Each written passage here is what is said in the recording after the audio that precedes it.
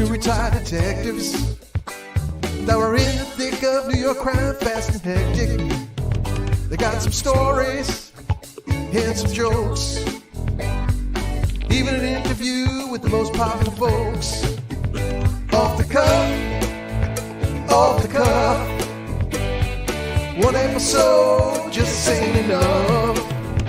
Get a little laughter and an interview too. It's maybe the best thing you can do.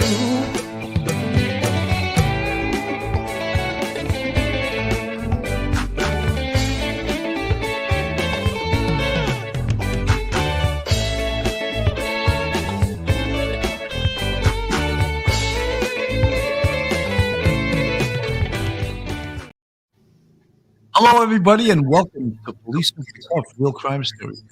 I'm your host, Bill Cannon, and today we're back to talk about the Kyle Rittenhouse case. There's been a lot of interesting things that have occurred overnight.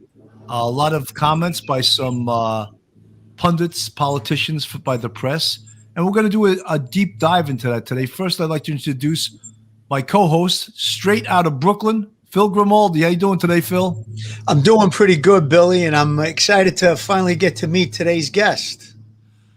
A special guest today is retired first-grade detective Michael O'Keefe, who is an accomplished author, a poet, sort of a Renaissance man, you might say. But Mike's written, I'll put some of his books on the screen, A Reckoning in Brooklyn, Shot to Pieces, which is almost an autobiographical piece on the 1992 Washington Heights riots, with some names changed to protect the innocent, and then it burnt to a crisp. So he's quite an accomplished writer, but he's quite an opinionated author. And when we talk about talking the talk and walking the walk, I'd like to thank both of my former members of the service, Detectives Phil Grimaldi and the retired Detective Michael O'Keefe can do both. And I'm thrilled to have both you guys on the show today. And I just wanted to mention a couple of things. We had spoke about this verdict and how many people took it different ways. It seems like people on the right were 100% behind it and said that was what it should have been. This case should have never been brought to trial. But the left talks like this was the biggest miscarriage of justice since whatever the last ridiculous miscarriage of justice is. I'm just going to read some of the comments by some of the politicians on the left. This is from Mayor de Blasio. This verdict is disgusting, and it sends a horrible message to this country. Where is the justice in this? We can't let this go. We need stronger laws to stop violent extremism from within our own nation. Now is the time. Is he calling for riots? What is he calling for? That's the mayor of New York City. It's pathetic that he made a statement like that. I want to pick another one. Jerry Nadler. This heartbreaking verdict is a miscarriage of justice and sets a dangerous precedent which justifies federal review by the DOJ. Justice cannot tolerate armed persons crossing state lines looking for trouble while people engage in First Amendment protected protest. There's at least 2 or 3 falsehoods in that very short paragraph. The first one is that he did not cross state lines armed. That is a misnomer that has been put out there by the press, and the lie perpetuates itself because it keeps being repeated. The second thing is these people weren't protected First Amendment. They were rioting. They were not peaceful protesters. They were rioting, and I'm going to show you some video later on with that. And let me just go to Eric Adams, our new mayor-elect. This is an indictment of irresponsible laws that make our society far more violent and unsafe under the guise of personal freedom and so-called self-defense. The biggest danger to all of these statements is that, are we not trusting the jury system? Is the jury wrong because you didn't get the verdict that you wanted? I find that scary, that you're ready to throw out the entire jury system and the entire criminal justice system because you whining politicians didn't get the result that you wanted. Michael O'Keefe, comments? Yeah, it doesn't bode well. Interestingly enough, this is not a new phenomenon. This actually began questioning jurors and jury decisions actually began after Ferguson with Barack Obama. He said the jury has spoken, and then went on for an hour on why it was an unjust verdict, and it opened the door for the rioting that took place in Ferguson. That was the bellwether case, and since then, pundits on the left, they're no longer content with the criminal justice system anymore. They expect an outcome that favors their agenda, whether the evidence obviously exists to support that or not. And clearly, in this case, the evidence didn't. What seems to be trending, however, is that they're losing on this subject. They're losing votes. They're losing seats in the House and the Congress. And I think that the midterms are going to hit them very hard. And hopefully, it's a wake up call, and they stop espousing their emotion, and we fall back and be a nation of laws again. Because right now we're not. Today, after taking a trip to Walter Reed Medical Center for his annual physical and a colonoscopy, President Biden was asked whether he stood by his past comments equating Kyle Rittenhouse to white supremacy. Do you stand by your past comment equating him to white supremacy? Well, look, I stand by what the jury has concluded. The jury system works, and we have to abide by it. On his way.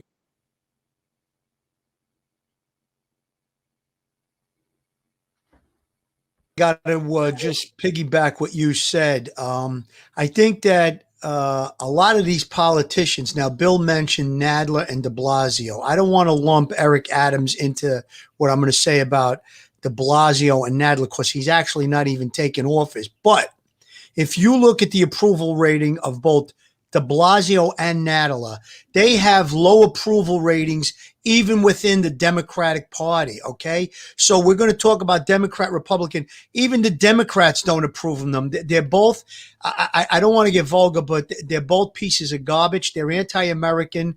De Blasio is basically a socialist. He's a communist socialist in my eyes, and their opinions mean nothing to me. When we looked at this case, and I kind of followed it, you have to look at the scales of justice are blind, allegedly. And if you looked at this through a legal lens by the letter of the law, this kid was found not guilty, and it was the right decision. Juries aren't supposed to say, well, I'm black, let me rule on the side of a black person, or I'm white, let me rule on the side of a white person. The scales of justice are blind, and you're not supposed to take that into account. You look at the letter of the law. That's what they did. This jury got it right.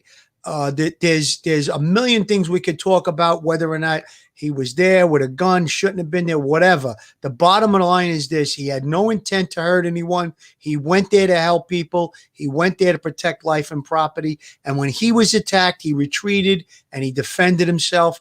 And that's where it ends, right there. The jury got it right.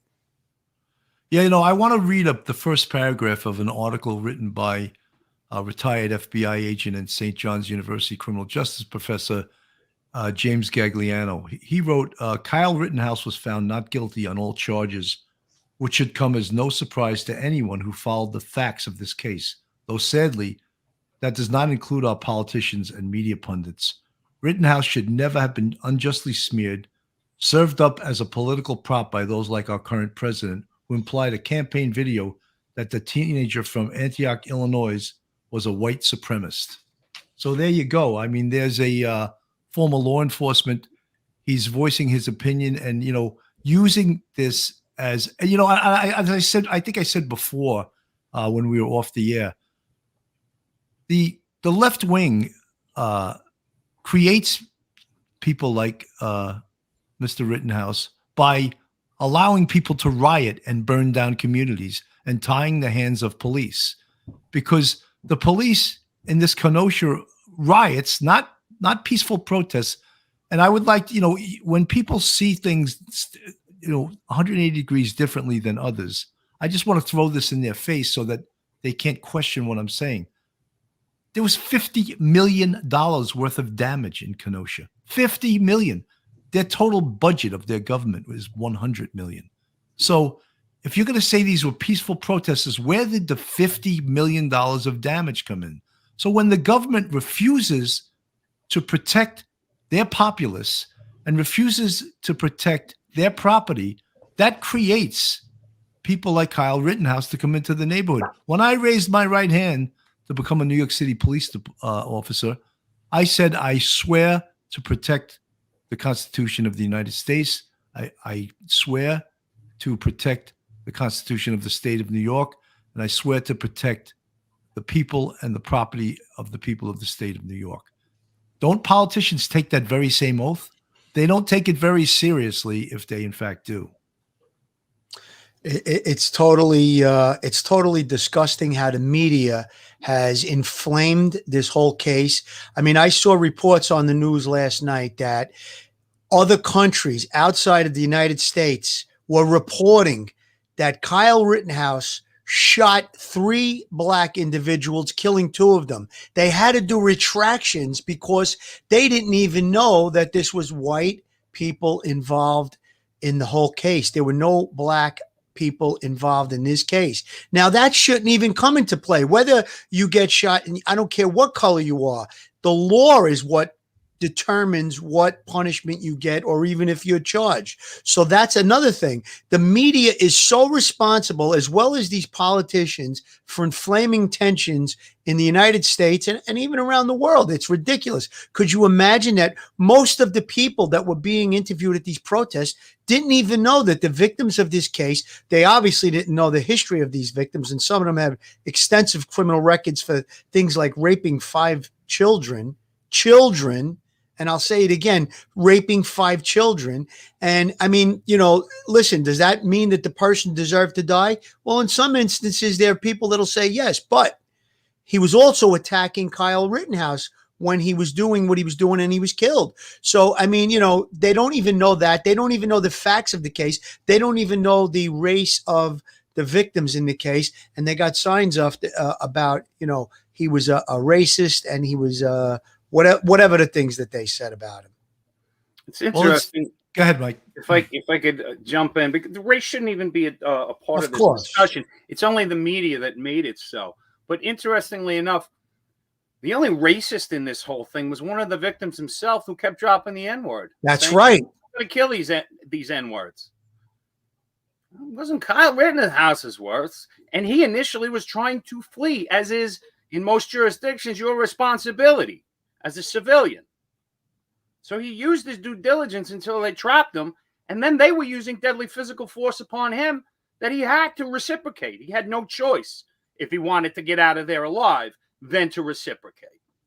I want to show a little bit of this. This is the riots last year in Kenosha. So as you could see, that was not a peaceful protest. That was the riots last year in Kenosha, Wisconsin. As I said, $50 million worth of damage. The governor and the mayor were offered the National Guard by the president at the time, and they turned it down. Why they turned it down? And then they ordered the police to stand down. So this is the people that are questioning why a 17-year-old went to his neighborhood with a gun, who did not cross state lines with an illegal gun. The gun also was not illegal. And that's why it was tossed out in court. But that was being reported by the press, so it becomes true when the liars on CNN and MSNBC, who also should be charged with contempt of court for following the van of jurors leaving. I think civil court is going to take care of the media outlets, specifically CNN and MSNBC. The big joke that's going around today is Kyle Rittenhouse and the kid that got slandered by CNN about the protest with the Native American in Washington D.C. Yeah, right. Yeah, they agreed that they're going to split CNN and MSNBC because they're going to be the owners. The prosecutor in this case, Mike, you and I and Phil, being on the NYPD, especially being in Manhattan, we probably had some of the best prosecutors probably in the world. Were in Manhattan DA's office, and whenever there was a major case, they would pull out the big guns. Mm-hmm. The best prosecutors would have the case. I find it hard to believe that this guy was their best prosecutor. Well, he actually was, Bill. And if you read up on it, he was handpicked to take this case and take it through the indictment. But that's because he was a team player for their agenda. Their agenda's a loser. And he's the best they have. This is not a mistake. This was the best they had. And he had nothing to work with. And he did very poorly because he had nothing to work with. He may have been the best and the most crookedest because he broke. I mean, he should be brought up on judicial misconduct. He's prosecutorial misconduct. He broke many rules. I mean, and I believe had this kid been found guilty, I think the judge would have overturned it and dismissed it on prejudice because of all the stuff that knucklehead did. I mean, we pointed out yesterday how he was pointing a gun at the jury with his finger on the trigger, which is obviously a no-no. Anybody that knows anything about gun safety. Yes, exactly. Exactly. Good point, Mike. Good point. You know, in the article by James Gagliano, the St. John's University professor and a retired FBI agent, he quotes Hakeem Jeffries. He believes in defunding the police and emptying Rikers, but not apparently in this case, as he recklessly tweeted, lock up Kyle Rittenhouse and throw away the key. So I thought he didn't want any prisons or jails, but he wants to throw away the key in this. I just think, you know, there's so many bad things about this. I mean, look, we talked about this case yesterday, Phil, I and Tommy Dades. And one of the things, look, I agree that I don't think Kyle Rittenhouse should have went to Kenosha and, you know, with an AR-15 and confront the rioters. He was 17 years old, sort of a good way to get into trouble, and he found trouble. You know, but when you look at what occurred, he didn't precipitate what occurred. He was attacked by 3 different people, and he defended himself. And if we ever lose the right of justification and to use deadly physical force to protect our lives and our home, this is not the United States of America. And you're seeing that in some Democrat bastions of liberalism like L.A.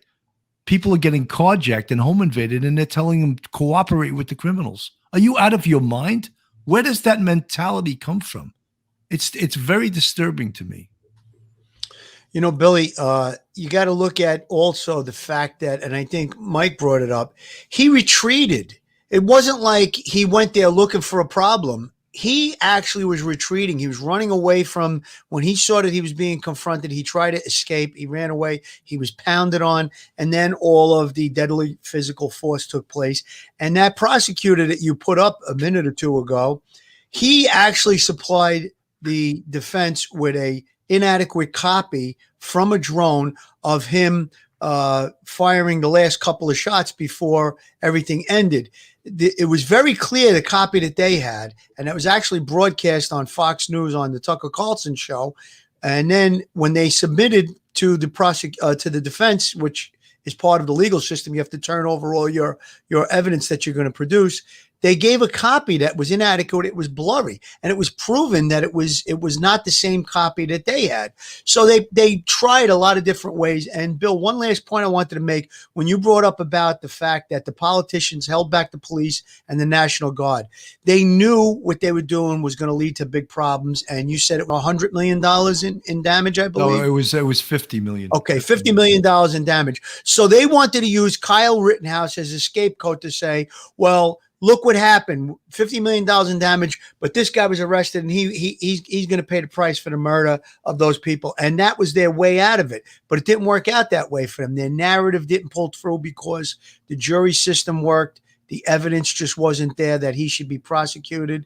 And I'm very glad that that the jury got it, because if you were watching this and you're in law enforcement or you're in the legal world, it was clear what was going on. This was a complete acquittal, halfway through the trial. I mean, as soon as that first witness came on and said that, yeah, I was pointing my gun at him when he shot me, my loaded Glock handgun, complete justification, for using deadly physical force. So I think it was over right there, and then it just compounded when you saw all the antics that the prosecution pulled. You know, I when I was watching the summation there was two prosecutors, not the guy Binger, the heavy set guy, and he was talking, and it was so stupid. His whole narrative. He was talking, why did Kyle Rittenhouse bring a gun to a fist fight? To a fist fight, really? A 3-foot skateboard being hit over the head with it. One of the criminals had a gun. A guy running out of nowhere and jumping him from behind, trying to grab his gun. And then, he was also talking about, oh, Rosenbaum, what did he do that was so bad? He tipped over a porta potty. He set a trailer on fire. That's an arson, Mr. DA. That's a B felony, an arson. And you don't know that. And you're regurgitating nonsense as if and using it as a defense. I was like baffled. Like, these guys aren't really saying this, are they? And also, what you're implying is they were rioting because a disorderly group with more than, I think, 9 people is a riot first degree. So it was like a riot. So all the things you're saying is filling the narrative of the defense because you're admitting to rioting, you're admitting to arson, and you're admitting to assault. So it was a baffling display of horrendous prosecution.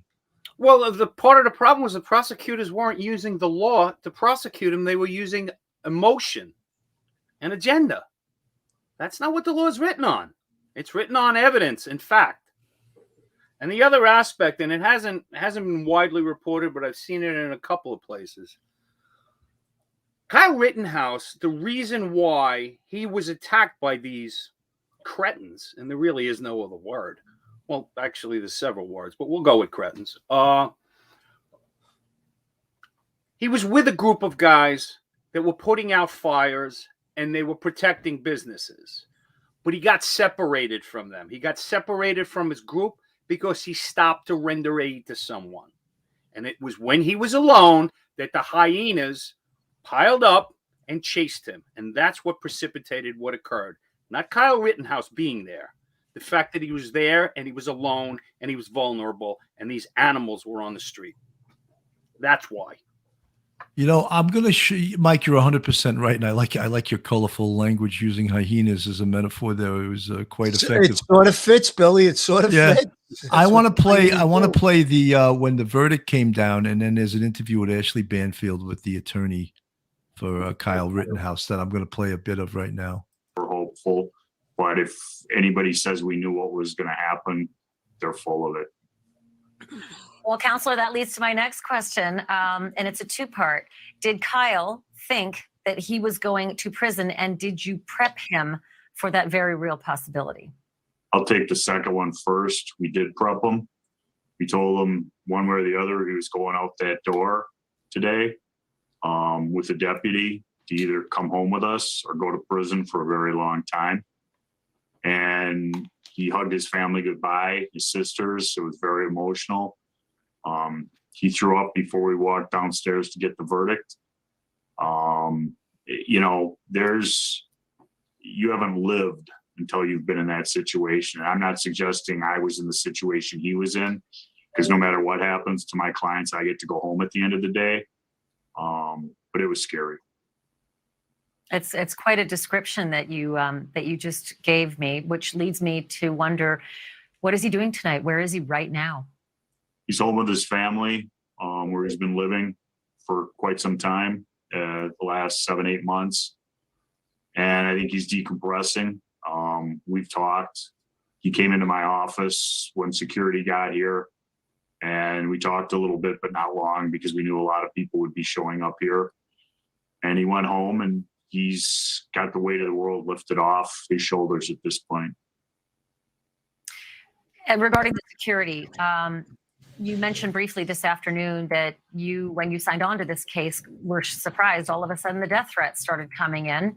That is not surprising. I watched trials now for 15 years, and I watched the Zimmerman case where, litigants in that case also faced the same thing. Can you tell me the extent of the threats against you and also the threats against Kyle?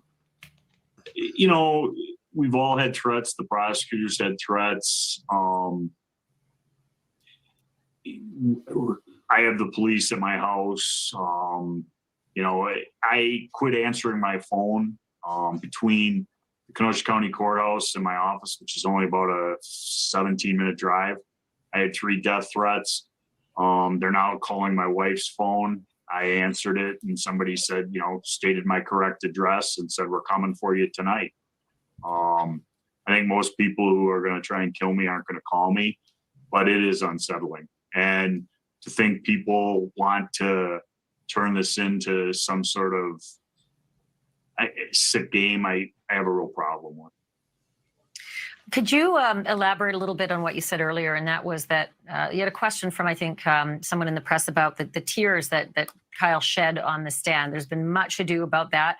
One side says crocodile tears. The other side said it showed the real young man. But you mentioned that he's been in counseling, that he has suffered from PTSD, and that he is unable to sleep at night. He seemed to have a sort of an affect on the stand. Can you dig in a little bit more about the person who Kyle is? Well, it's the people, there's two sides to that, real or fake. One side's right and one side's wrong. And I've known Kyle Rittenhouse for over a year. I've seen him in my office, and I've seen, in preparation for this trial, talking to him and him getting emotional and upset. There were certain topics we really didn't talk about because we knew what was going to happen. The people who tweeted out the stupid things that it was fake, if you've ever seen a panic attack, that was one. And I'm sure they're the same people who are going to say that he was faking it when he just about passed out when the first not guilty was read. I'm not going to change their minds. I know what happened. I know that kid, young man, and it was real. And he was genuinely troubled by the things that happened, and it stayed with him. I'm an insomniac, probably because I'm old. But him and I talked much about how little sleep we get. And, when I was his age, I didn't have any problem sleeping. Counselor, can you tell me about post-trial? The cameras turn off. We don't get the inside view of what happens after the gavel comes down and the judge clears the courtroom. But I know so often that litigators like you really hope to have a word with the jury just to know what they were thinking. It informs you for your career, for your cases that are still to come. Did you get that opportunity to talk to this jury? And if so, what'd they say? Did not even attempt to. I would love to talk to one or two of those jurors eventually. They're probably just as stressed out as I am right now. We made, I don't want to say an agreement, but law enforcement was very helpful in security with myself and my client and my co-counsel, Corey Shirafisi, getting in and out of the courthouse. They asked that I not stick around because of the problems that might have happened. And I was more than willing to honor that request. They took Kyle out the back door. We walked out and immediately went down to the secure tunnel, and they took us out. And we got home and made sure nobody's following us. Our security guards have been unbelievable. And, I wish I had one tonight as opposed to they're all with Kyle, but I'll deal with that. Even though you've had a death threat, somebody who quoted your address and said, tonight, we're coming for you tonight. Well, that's, why the police, I suspect, are there. Yeah. So I'm going to play a little inside baseball here. Clearly, I would love to have the first interview with your client, Kyle. I've done legal journalism for 15 years. Here I am selling myself to you. But I've heard that he has secured an interview with Tucker Carlson on Fox News. And the only reason I bring that up is because in this world of polarized media now, it is well known that Fox has been very supportive of Kyle. The MSNBCs and CNNs of the world, maybe not so much. Do you think it's a wise decision to take that interview with Tucker Carlson at this time? If it was up to me, that may not have happened, but it's not up to me. And, the only thing I told Kyle is he has to be responsible for himself, and he has to start making some of his own choices.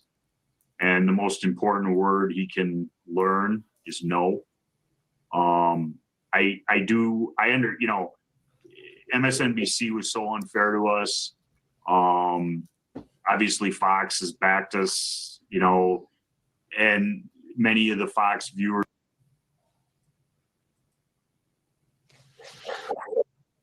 have paid money to help Kyle's defense. So there is a certain allegiance there, I believe. I wish it wasn't so politicized, because, you know, we won today, but that doesn't really mean, you know, like in a sports metaphor, we came out, he's free, he can go about his life. But this case has taken a dramatic toll on him, his family, and all the people who have unfortunately been drawn into it. Well, that was a hell of an interview with the attorney. And if you were listening, Kyle Rittenhouse is going to be interviewed by Tucker Carlson on Monday on Fox News. Folks, we're trying to give you a police perspective on this case, on the law, maybe go a little deeper into self-defense and deadly physical force. But if you like this show, if you like Police Off the Cuff, please go on our YouTube, hit the subscribe button, ring the bell, give us a thumbs up. We also have a Patreon, and we have a Police Off the Cuff YouTube membership.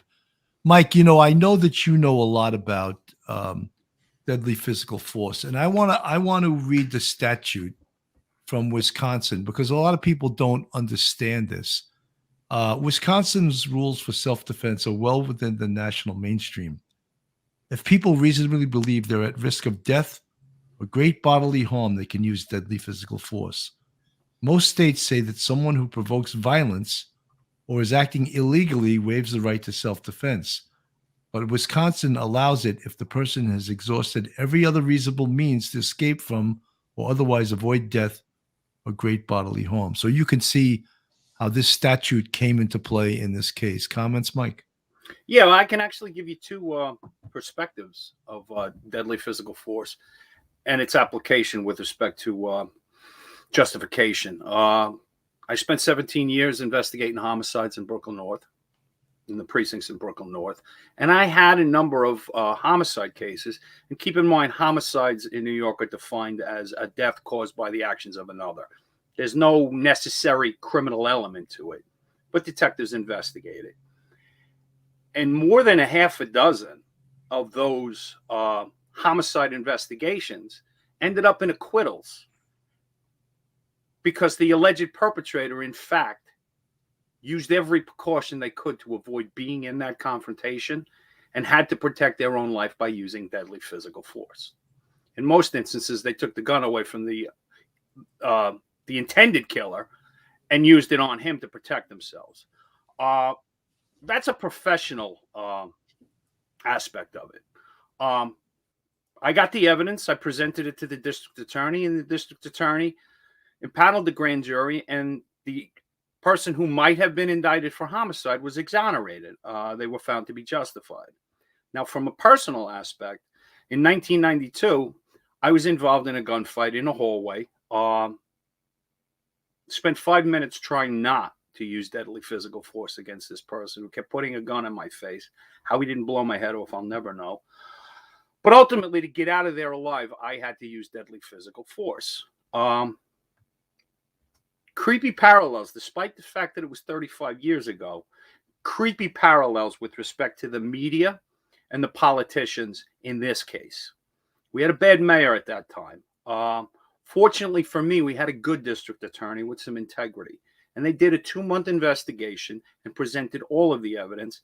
And I ultimately was exonerated and found to be justified.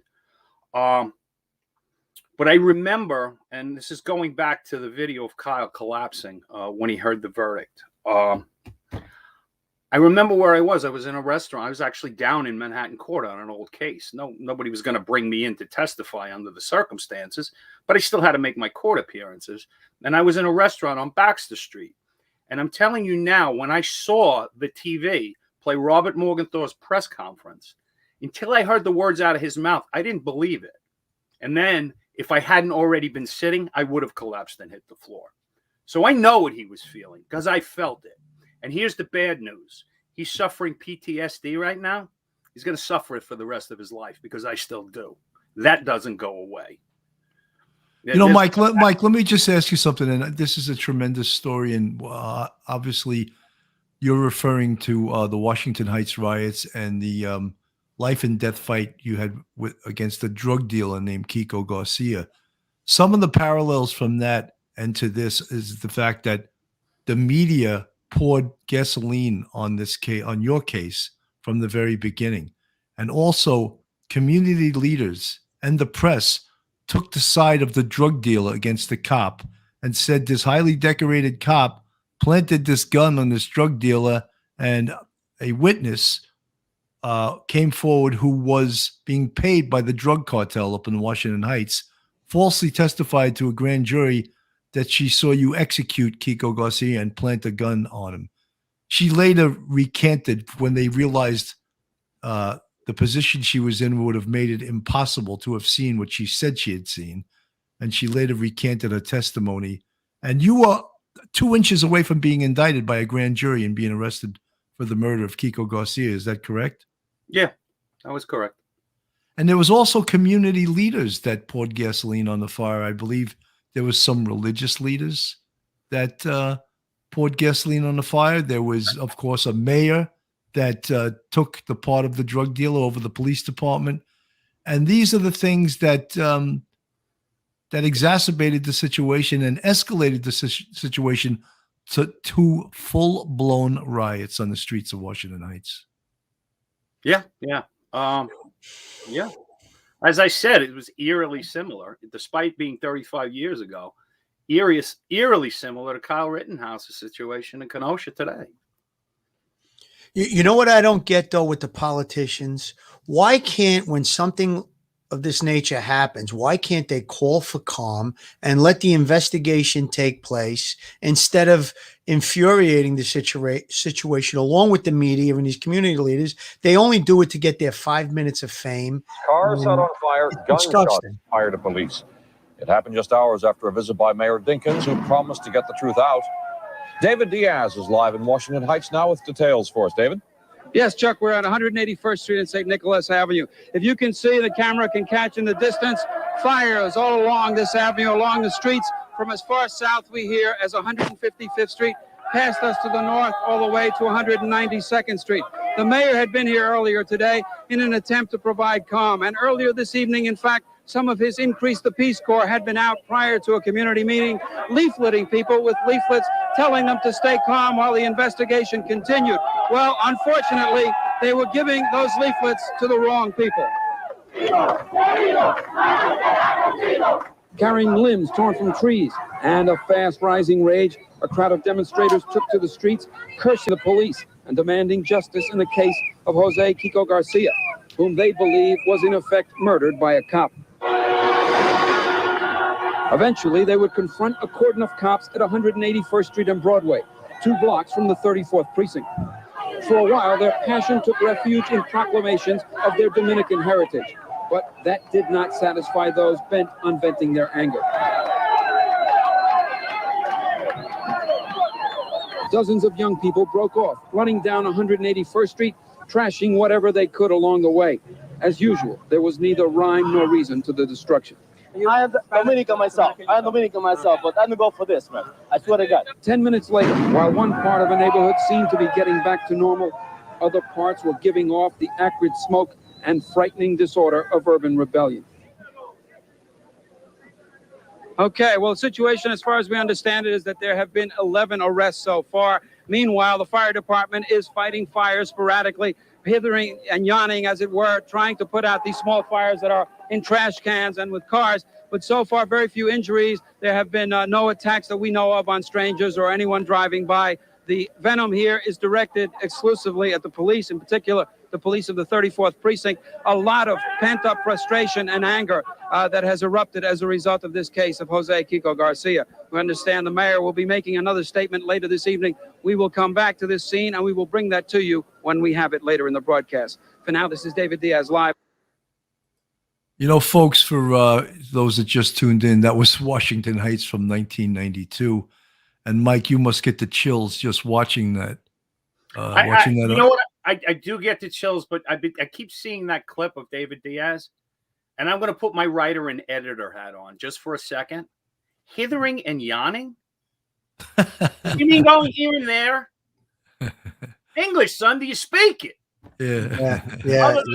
So it's yeah, I mean, I still get chills. It's Hey, Mike, was that particular clip, was that 4th of July? I believe it was, yeah. Because I was on the detail at the 4th of July fireworks, and they held us over and they sent us up to Washington Heights. We didn't get up there till about midnight. And I got to tell you, it was like a freaking war zone. I remember that clearly. I mean, most of the active rioting had really subsided. The police were allowed to, push it back a little bit. So we didn't have active rioting when I got up there, but there was smoldering vehicles, trash cans. There was crap everywhere. It really looked like the remnants of a war zone. It was pretty scary at the moment, when that happened. Folks, the reason I bring this up and to show the parallels between the Washington Heights riots and how when misinformation can just escalate a situation that could be easily quelled if the correct information goes out to the community and the press puts the correct information instead of pouring gasoline on a turbulent situation already, which they did in the Washington Heights thing, as well as members of the community. Once the police department found out the actual truth, and Kiko Garcia was no doubt a drug dealer. Manhattan North Narcotics had pictures of him holding kilos and numerous guns. And in fact, when the narrative went out that Michael O'Keefe planted a gun on Kiko Garcia, Dinkins and his elite security force went to Kiko Garcia's apartment, and his mother produced about 12 guns and says, "That's not his gun. These are his guns." I thought that was hilarious. Oh, thank you for showing us that he's a criminal. She showed about 12 guns and I guess the poor guy in Dinkins' detail, he probably had to vouch at him. It's probably the most work he did in his life. Yeah, I wouldn't count on that. Given that, Mayor, they probably just left the guns right there. You're right. Yeah, keep his guns. Interestingly enough, during the grand jury presentation, I later found out that a number of confidential witnesses, confidential informants that knew him intimately, when they were asked, is it likely that he had a gun? They all said the same thing. He never didn't have a gun. Right. He always had a gun. So amazing.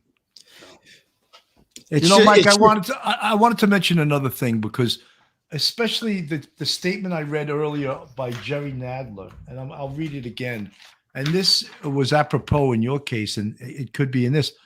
This heartbreaking verdict is a miscarriage. He's talking about Kenosha and Kyle Rittenhouse.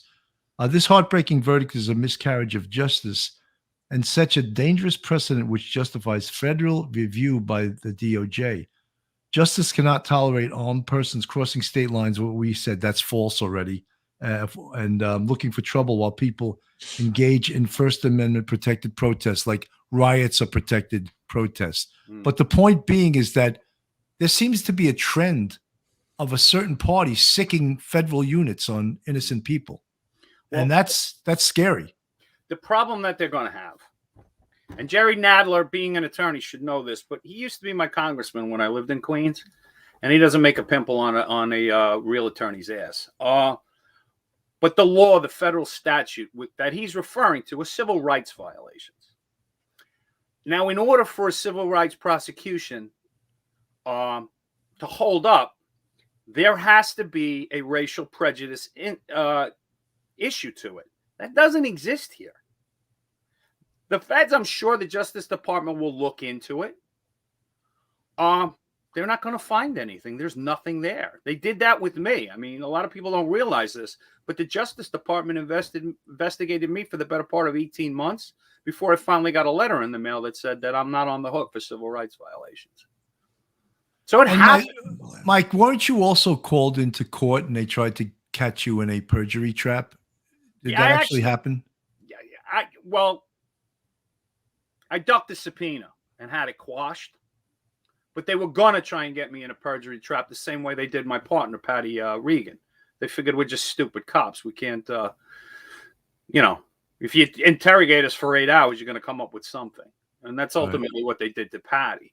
But no, I actually didn't manage. I managed to stay off the grand jury, the federal grand jury. They did, however, impanel 5 separate ones against my anti-crime team for civil rights violations and came back with nothing. Now, in federal court, in a federal grand jury, it is said that you can indict a ham sandwich.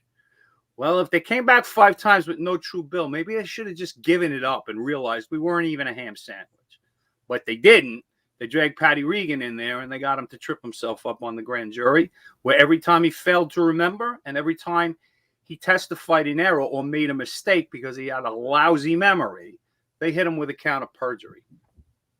Wow. And the poor guy did a year in federal penitentiary for meaningless discrepancies in a grand jury that wasn't investigating anything. That's they expect you to have you're not allowed to be mistaken about something. I testified in a homicide trial years ago on a triple homicide. A knife. We went back to the apartment hours after we left the crime scene and to just see if there were knives that would match the victim's stab wounds. We found 2 knives. I didn't actually do it. Another detective vouched them. And when I testified at the trial, I said, they said, where were these knives recovered? They handed me the voucher. It said where they were recovered, who vouched them. I said the crime scene unit. I made a mistake because it wasn't a crime scene unit. They had already left, and it was this detective. So now I'm getting sued years later, and they said, "Oh, you committed perjury." I said, "No, I didn't. I was just mistaken. You're handing me a piece of paper that shows the voucher with who vouched it. So obviously when I testified the first time, I was mistaken. Routinely, crime scene would do it. And it was like all the wind went out of their sails when I said that it was just a mistake, So they could really now, had that bit of federal grand jury like you were just talking about, I might have gotten charged with perjury. So you got to be really careful. And, going back real quick to the prosecution on the Kyle Rittenhouse case, they actually went out of their way. They charged him with menacing and reckless endangerment for firing his shots at the guy to try to drop kick him. They went out of their way to keep that guy out of the case. They actually interviewed him. He asked for immunity from prosecution. They wouldn't give it to him. But they charged the case, and when they went to the defense with all the witnesses, they said, "Oh, we couldn't get a hold of this guy." Now they're doing the jury deliberation, and they find out somebody, I don't know if it was a reporter, somebody finds the guy and says, "Yeah, I spoke to them. They told me that they wanted me to testify. I said I wanted immunity. They didn't use him." So they actually deferred a witness that probably would have made their case look worse because he had an very extensive criminal history. And the defense attorneys would have been able to go into that once he takes the stand. So they deferred him. They put him on the side. So they broke all kinds of rules. They did a lot of misconduct with regard to the prosecution in this case. And, we could talk about them all day. And I think that the cynical thing about it, Phil, and the larger issue is they were willingly and knowingly breaking laws of procedure in court because they didn't care if the conviction held up. They knew it would be overturned. They just wanted to get one to placate political factors. Absolutely. Come on. Are we that dehumanizing that we're going to do that? That we're going to use a political expediency to crush someone just because it's better for me? Well, that certainly is not justice. That has nothing to do with justice. It's immoral to the point of being evil. Yeah, 100%. Philly, let's go to a quick break. Joe Murray, attorney at law. I know Joe has an episode coming up tomorrow night on Allegedly Guilty. Look for that. I'm not sure of the time yet. But have you found yourself in a jam? Are you in need of legal counsel in the New York area? Do you need a victim's advocate? Well, Joe Murray is your man. He's not only an experienced trial attorney, he's also a retired 15-year member of the NYPD. He literally knows both sides of defense. His website is jmurray-law.com. That's jmurray-law.com. His telephone number is 646-838-1702, 646-838-1702, or you could email Joe at jmurray-law.com. That's joe@jmurray-law.com. I just wanted to mention that, and it sort of gets lost in this, is that the police shooting that precipitated these riots of Jacob Blake was found to be within department guidelines within federal guidelines, and the police officer was never charged, and he's still on the police department today. So that needs to be stated, that the shooting was what we call in the police field is it was within department guidelines, and these riots were basically over something that was legit. And if they want to hang their hat on this guy Jacob Blake that had a knife on him and was fleeing the police, he was drunk, they can do that. But that's what these riots were about, and that's what escalated this situation to we may never ever heard of Kyle Rittenhouse had that never occurred. Yep, that's a good point, Billy. And that shooting that was by that police officer, the perpetrator was armed with a knife. So the officer was found 100% justifiable in firing the shots.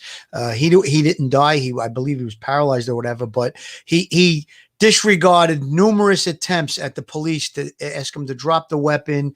They tried to corral him even before he went and got the weapon out of the car. He refused. The police didn't stumble upon him because they decided they wanted to shoot somebody. They were called to the scene by his girlfriend. I believe it was his girlfriend, his baby mother, or whatever it was.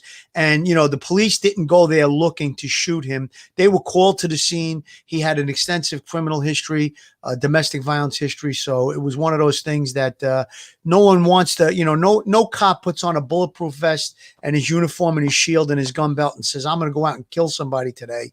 We go out there to serve and protect. And unfortunately, sometimes that means protecting a person, you have to use deadly physical force. Michael Geary, a retired NYPD sergeant who's a professor now and has a law degree, he writes, Blake shooting was lawful but awful and used by anarchists to justify mindless rioting. Thanks for your comment, Mike. Mike's a former 4-4 cop too, so I'm sure he's seen enough gunfire in his career. Mike, one of the things I wanted to touch upon with you, because you happen to be have some experience in this area. Now that Kyle Rittenhouse has been cleared, are there any other government agencies going to go after him? Is anyone going to go after him civilly? Well, the thing about civil cases, you can be sued by anyone pretty much for anything. The problem is just dropping a lawsuit on someone doesn't mean that it's going to go anywhere. And the facts are so clear in this. I don't even see anybody wanting to get involved in a lawsuit of this nature, largely because it's not even going to make it into court. Kyle will have an attorney. The attorney will write a memo requesting it be dismissed because it's specious, and it will be dismissed. I was sued for wrongful death by the family of Jose Garcia, and it took 12 years for that to go to court. And ultimately, the jury threw the family a bone because they felt bad for the mother and the daughter. And based upon a bad jury charge from the judge, I think they gave her $70,000, $50,000 of which were punitive damages, was supposed to come out of me. But what they cited as the reason to give it to him was in fact disproven in the trial. So the judge had to turn around now. That the Corporation Counsel made an immediate appeal to the Second Circuit, and the Second Circuit threw it out. So that it was gone. It was basically a full. It was acquittal in the grand jury, and ultimately the lawsuit was found to be without merit. But it took 12 years. So. Wow. Mike, sometimes a lot of these lawsuits, I was involved in a shooting in 1986 where I won't go into the whole story, but real quick, the perps shot out. I was driving. We were in anti-crime. I was driving. My partner was in the passenger seat. We had another police officer with us in the back seat, and they blew out my partner's window with a shot. My partner fired back. I jumped out. I shot through the back window of the car, hit the guy in the back. The guy later sued me. When we had the EBT, the examination before trial, the city's attorney, when we walked away from the EBT, I said, how'd I do? He said, you did fantastic. He said, the guy looked horrible. I said, so he ain't getting no money, right? He goes, well, doesn't always work that way. At the time, he said a trial cost about 50. We offered him 10. I later found out about 2 years later, he got $40,000. Illegal immigrant from Jamaica, armed with a 9mm, blew out the window of our car, and the city handed him 40 grand. So it doesn't always work the way that we think. It's a lot of times they'll throw money at them rather than spend money on a trial, which I'm appalled by. I think they should spend $1 million for a scumbag like that try to kill 3 police officers after doing an armed robbery. But that's a whole story for another day. But you're right, Phil, but it's a common practice in civil law. And it's the Yes. reason why these specious lawsuits clog up the courts for years at a time. They're looking to get the city to pay what's called fuck you money. And it's basically they're giving you a sum of money that will cost less than the trial to make you go away. And it's purely a fiscal decision. There's never an admonition of guilt or wrongdoing on the defendant in the lawsuit, in this case, the city's part. And it's, to be perfectly honest, it's responsible to the taxpayers. It's unbelievable. Gone. Yep. Now, it grates against, reasonable people. It should grate against them. The fact that people that don't deserve to get money are getting money when in fact they were committing crimes, when they were allegedly injured. But the fact of the matter is, you give somebody like that $40,000, the lawyer's getting 20. This 20 grand is going to go in a crack pipe and be gone within a week. As a side note, that the second perpetrator on that case went on to kill 6 people in Baltimore, Maryland, and was featured on America's Most Wanted 2 years later. I'm sitting in the RIP office and I'm watching it, and it turned out he was captured the next day. So, I mean, you're looking for justice. There's some ridiculous things that go on in this world when it comes to justice.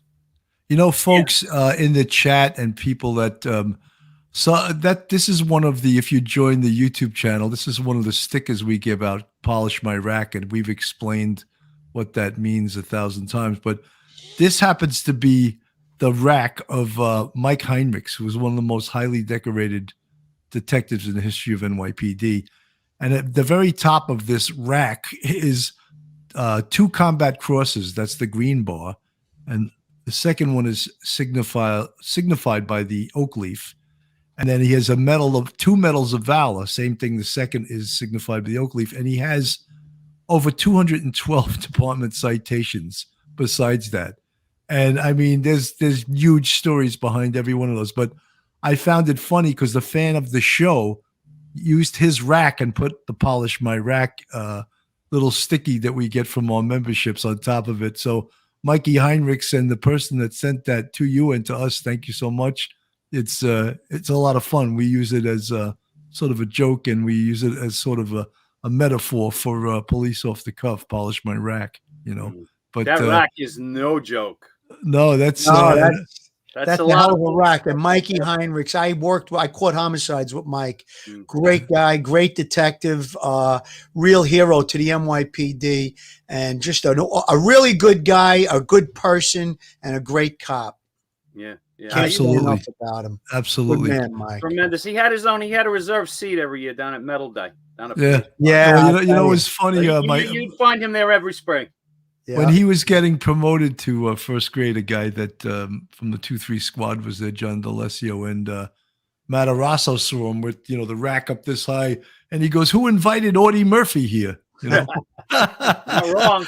And I thought, I got a quick funny story about when he got second. When he got second, they put 3 names in. They put my name. They put a guy from the 7-1 squad, Billy. I can't think of his last name. And they put Mikey Heinrichs in. Now, at the time, Carrick was saying, I wanted guys with a lot of medals. So Heinrichs was supposed to get it first. Well, they promoted the guy from the 7-1. Then they promoted me. And then somehow or another, Mikey got out of the loop. And somebody went to Carrick and said, "Listen, you were supposed to promote." It was like they oversaw it by mistake. And in October, he called him up to his office. He said, "You're getting promoted to 2nd grade. Blah, blah, blah. Sorry about that." He's like, "I'm fine. Where do you want to go? We're going to take care of you." "No, I'm in the homicide squad. I'm good." And then he goes, "Well, don't worry. We're going to take care of you." 2 months later, he got first. So he had a very short stint as a second grader and well deserved. Bill, it's great that we got Michael O'Keefe here today, first grader. We had Tommy Dade yesterday. Now we're talking about Mikey Heinrichs. 3 terrific, true NYPD heroes, and I just am so honored to be around them, and I think you should be as well, Bill. No, Great I man. 100%. I absolutely am, and I just when we talk about that term, The rack. it was meant. Polish my rack. It was meant as a derogatory term to people that would bust my balls. I would say to them, "Hey, go to my locker and go polish my rack." So I always thought that was funny, and it is funny. But I think we covered this case pretty well. We covered it in the last 2 days.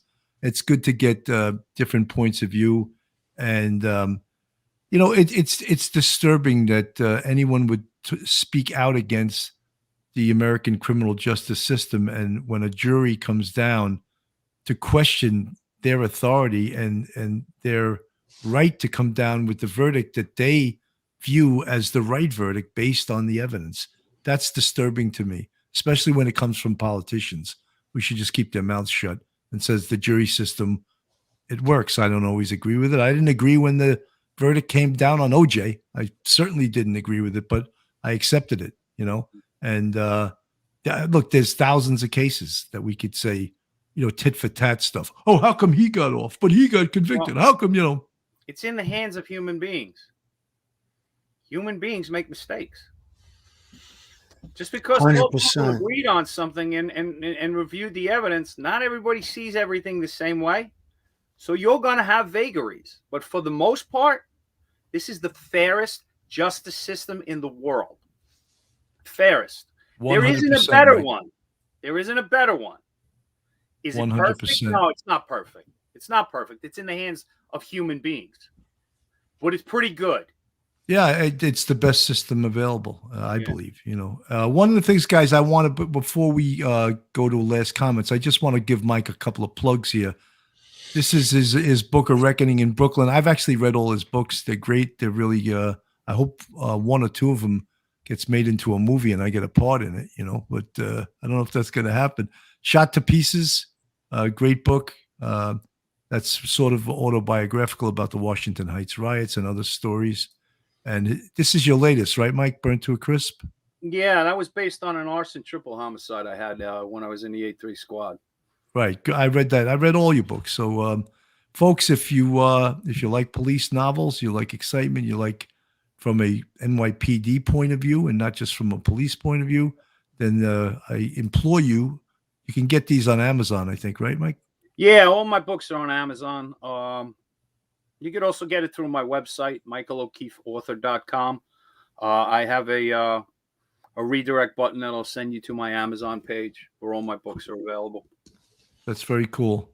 As I do in every show, I give everyone last words. I'm going to go right to Phil. Phil, last words. Last words. Listen, the media and the politicians that are fanning the flames of fury, I'm calling you out. Stop it.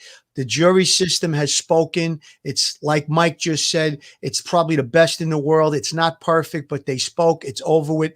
Let's call for calm. None of this rioting bullshit and nonsense. It is what it is. And as we were on the air, Bill, Tommy Dades texted me. I got to mention this. He's a great guy. His daughter, Nicole, just got engaged. God bless. I know her. She's a great girl. She's a school teacher. God bless Nicole on your engagement. Congratulations, Tommy. And I'll leave it to Mike now. Mike, is it Mike O'Keefe author? Is that the correct link Michael O'Keefe author. Oh, it's Michael No O'Keefe. Spaces, okay. No caps, no punctuation. People have asked. Okay, folks, that's the link there. Michael O'Keefe author to get all of his books, and you won't be sorry. Even though it's not beach, you can read it by the fireplace instead of being on the beach. Mike, or you could go to a tropical destination and read. Oh, right. You could take a flight to Bermuda, Bahamas, Florida, wherever you want. Mike, final words. Yeah, the observation I'm going to make is that we're in the quandary we're in because people who are supposed to be responsible no longer care about the truth. You have the media who's trying to make money, and sensationalism and turmoil and chaos is how they make their money. Now you have the politicians, and basically it's just the lunatics on the left that are doing this, but they're doubling down on disproven lies, largely because they don't know how to do anything else. They're appealing to their base because they want to get votes with no regard to crumbling society. The solution? I don't know. I think that's going to be in the hands of the voters. I would encourage you to take an active part in your own government and elect the one that will protect your interests. Well said, Mike. You know, folks, on behalf of Police Off the Cuff, Real Crime Stories, I'm your host, Bill Cannon, and my co-host, Phil Grimaldi, and special guest today, Michael O'Keefe. Thank you so much for watching. Have a great day, and we'll see you on the next time around. Stay safe, everybody. Good night. One episode just ain't enough.